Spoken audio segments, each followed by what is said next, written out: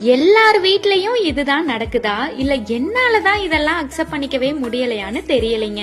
எத்தனை வாரிசு இருந்தாலும் பக்கத்துல இருக்கிற வாரிசு தான் பெத்தவங்கள பாத்துக்கணும்னு ரூல்ஸ் வச்சிருக்காங்க.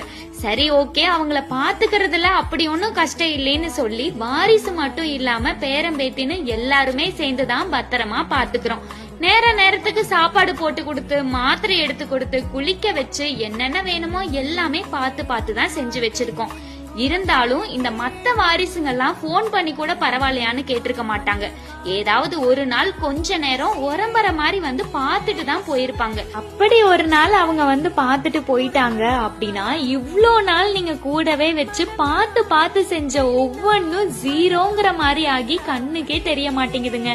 கடைசியில நீங்க என்னதான் பார்த்து வச்சிருந்தீங்கனாலும் ஒண்ணுமே பண்ணாத இருக்கிறவங்க தான் நல்லவங்க ஆயிடுறாங்க.